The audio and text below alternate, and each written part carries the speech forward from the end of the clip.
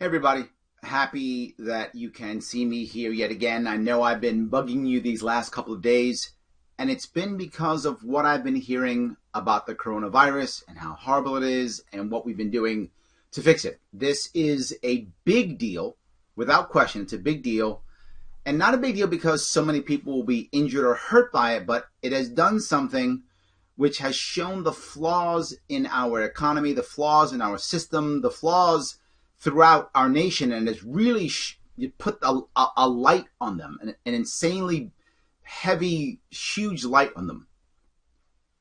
When I was in the Marine Corps in the 80s, right? I was in the Marine Corps in the 80s, and this was the Cold War.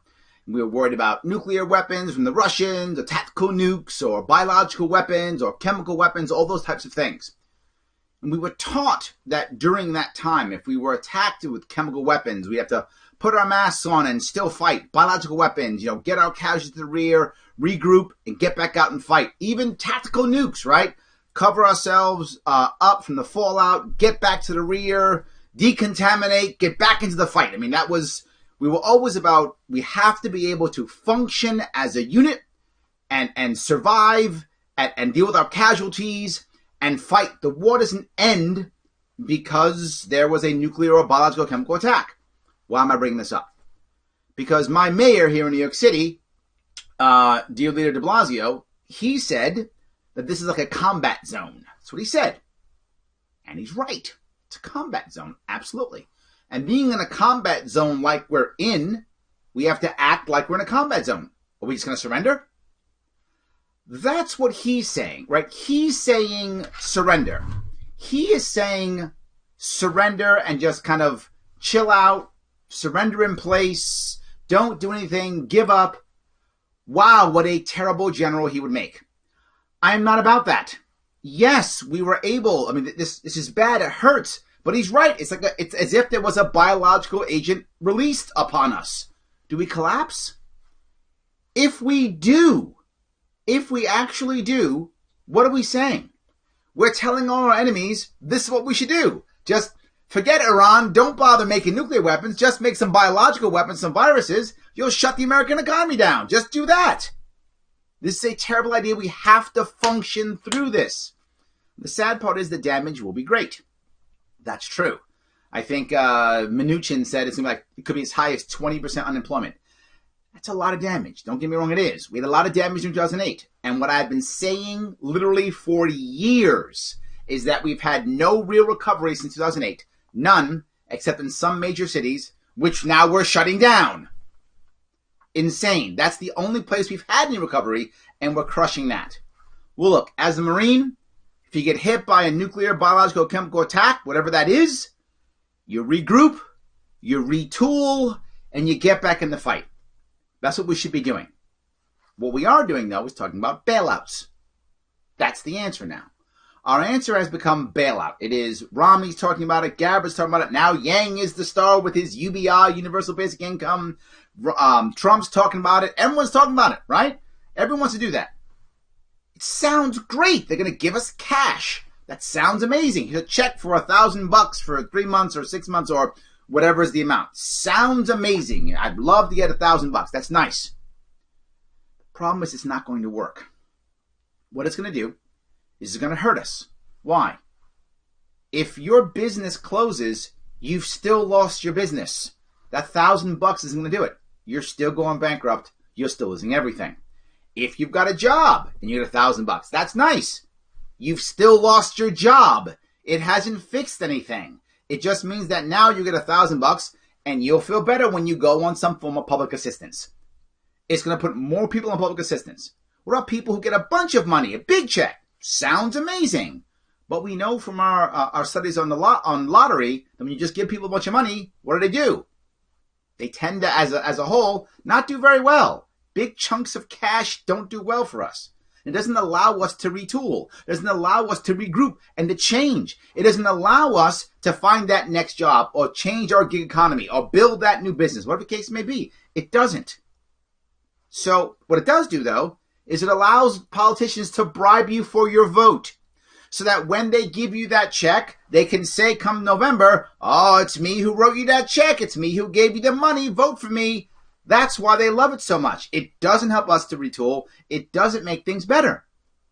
Now, there have been some people who start to think a little bit better, right? New York State decided recently, I think it was today, that they're not going to do a statewide debt collection for 30 days. 30-day break on New York State debt collection. Nice. Nowhere near enough, but not bad, right? Not bad, but not enough. Now, Italy, I believe it was Italy who said, no mortgage payments. Not bad. Nice. Not enough. Because there's only a certain number of people who have debt to New York State. Everyone else is screwed. Only certain people have mortgages. Everyone else, screwed.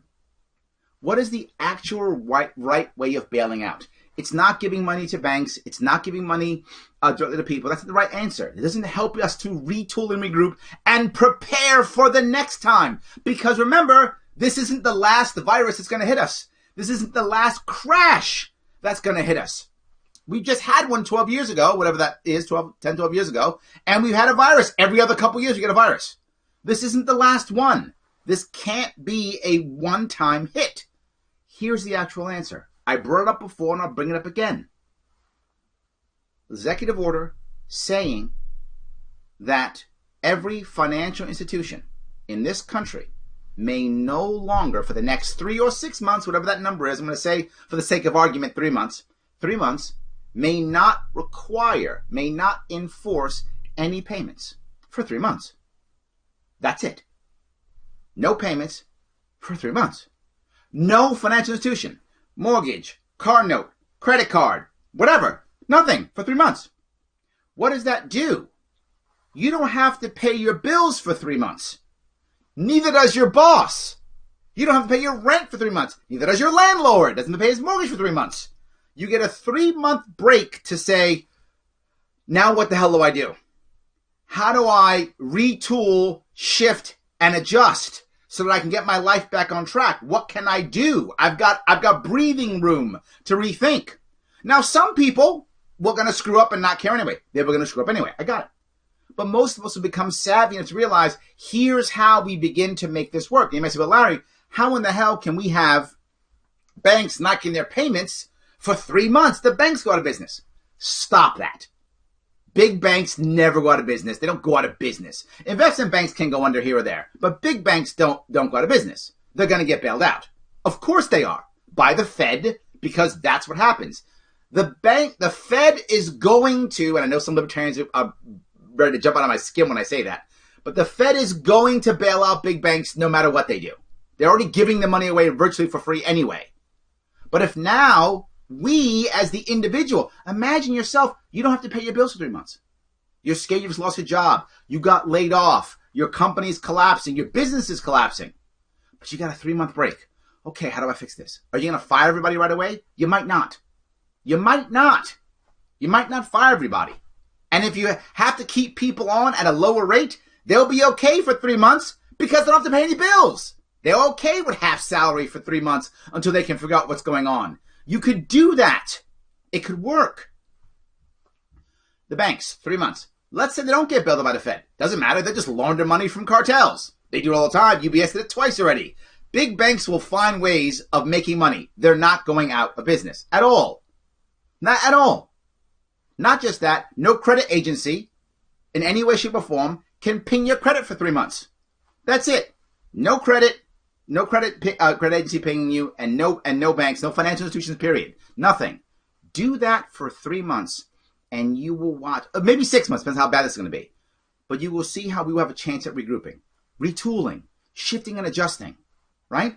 Add on top of that, relaxing licenses so people can start new jobs, new businesses, right? On top of that, and the most important thing, stop shutting everything down. This is such a bad idea. We keep shutting everything down. How are we supposed to create a new norm if we don't give our restaurants, our schools, our theaters, our place where we gather, how are we going to give them the opportunity to regroup? How are we going to do that? We have to give them a way to regroup, right? What should be the new norm for restaurants? What should be the new norm for theaters? Well, if we just shut them down, they never know. So eventually some of them will come up. They will. They'll come back up. And when they do, when the next virus comes, no change. Shut them all down again. You might say, well, wait a minute. Why do you care? Here's the reason why.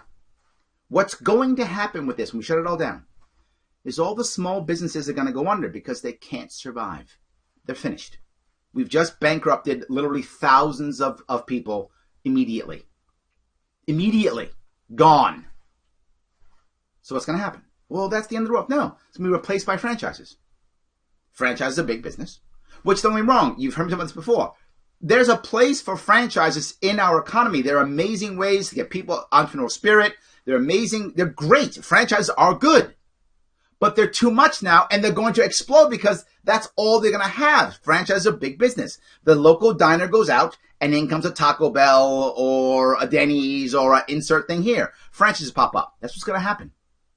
All these laws we have that are helping out renters because we care about tenants so much, right? Well, if you've got 3 or 4 units in your apartment building, you're finished. Because when 2 of them can't pay the rent, because you only gave them $1,000, that's all you gave them, but all the bills are still due, they can't pay their rent. The guy or gal who owns a small building with 3 units can't pay his or her mortgage. She loses it. And who buys that building?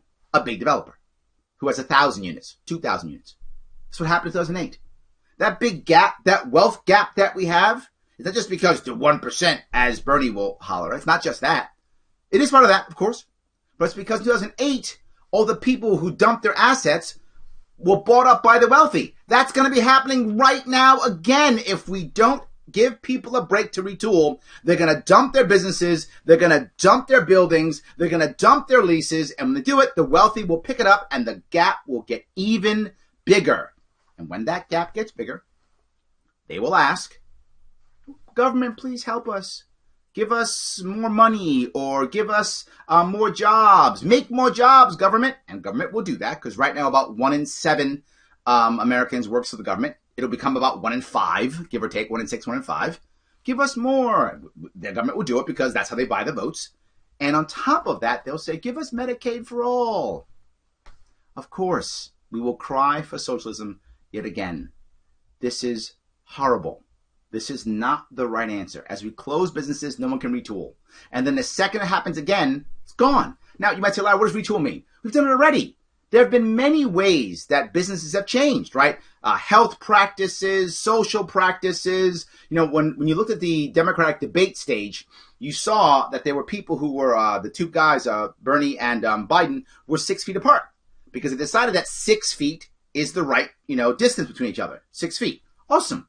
Well, if I had 3 months or 6 months without paying my bills, and the CDC shows me guidelines for what should work, I can retool my restaurant. Maybe there's a different way I should have my menu. Maybe a different way I should prepare my food. Maybe a different way I should sit my people. Maybe I should have a separate thing for, people who are elderly. I'm making all these things up. I don't know what they are. I don't have to know. I'm not a restaurant owner. I'm not a theater owner. I'm not any of these things owners. I'm a guy trying to get you in your small business to rock and roll and stay in your world.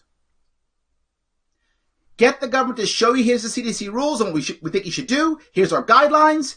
Stay open. You get creativity when you have limitations. Limitations create creativity. It's how it works. So CDC says here, restaurants, you got 3 months, 6 months, whatever, figure it out. Keep your businesses open and don't pay your bills for 3 to 6 months while you figure this out. Here's what I promise you. Somebody would figure it out and show us the way to survive during the next virus, because it's going to happen again. There's people in Russia right now, I'm sure, going, this is amazing. We can crush America with a silly virus that has a less than 1% kill rate. Awesome. They're probably making it now. Let's figure this out. Let's prepare ourselves to retool and regroup so the next time it comes, we go, whatevs, and we move on. What we found already, if you were paying attention, companies were beginning that already. You are finding schools were doing that already. Theaters were already cutting down how many people they would let in every theater. It was happening on their own. They were figuring it out slowly. And then we punched them in the face by government because that's what we do. We got scared and we made things worse. I want to be clear. However bad this virus would have been, government made it 100 times worse. And I'm probably being nice when I say 100. It's probably like 1,000. Closing everything down and destroying everything they possibly can, horrible idea, has only made things worse. Has only made things worse. My governor, His Majesty, King Andrew Cuomo II here in New York, he has deemed that, you know what? What he calls, I love this, what is he called? Quarantine in place? Shelter in place. Shelter in place. Not martial law. Shelter in place. Sounds way better. He says it can't work in New York City. But not because it's the city. Not because it was a bad idea. He just said on CNN about an hour ago, maybe, half hour ago, he said, well, because they just go to Jersey. We can't have that. They'll go to Westchester. We can't have that happen. What we have to have is broader shelter in place. So martial law won't work for a city. Martial law will work for multiple states, the entire nation, bigger. He wants shelter in place everywhere. So does Delia de Blasio. They all want this. They all want to put everyone in their homes for weeks. And all he cares about, he said this, well, you know, if to think about this, you know, when we shut these businesses down, he literally said we have to shut more businesses down.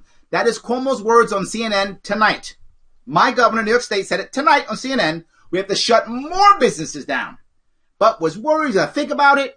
Do you think he was thinking about people's property and livelihood? No.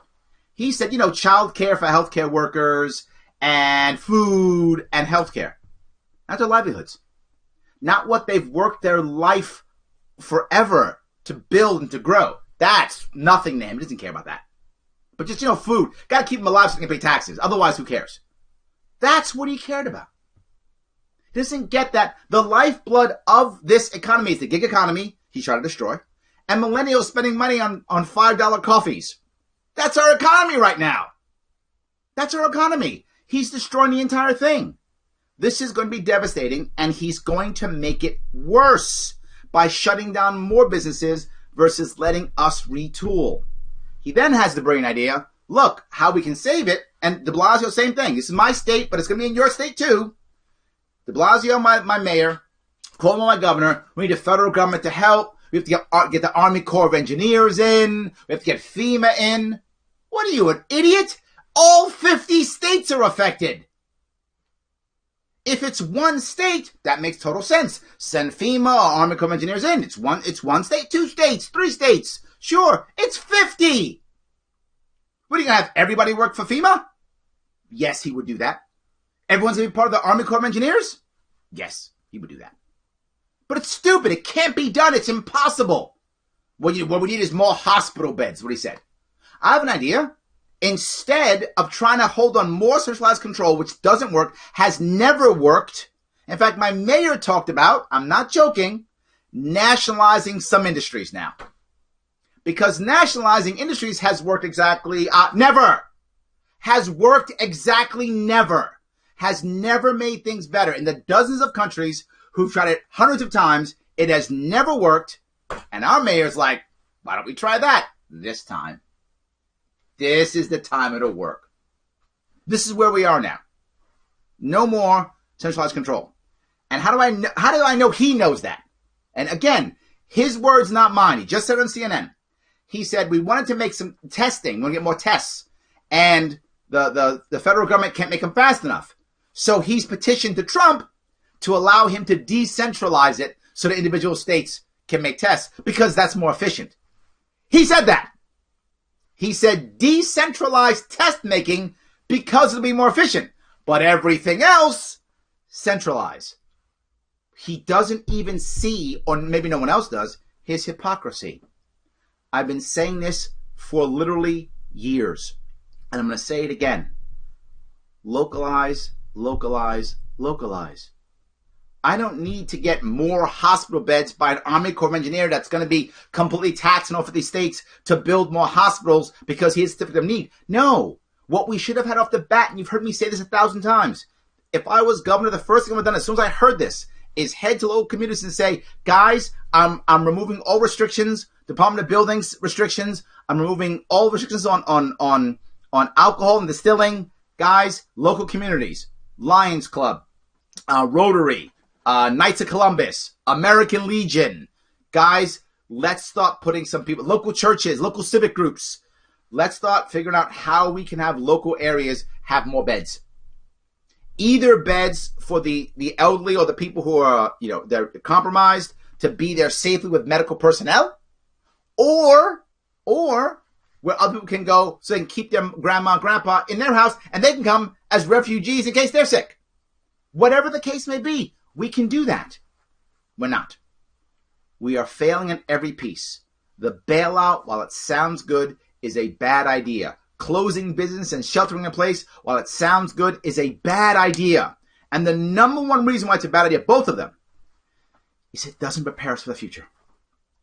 I know people will tell me, Larry, but right now, we got to do this right now.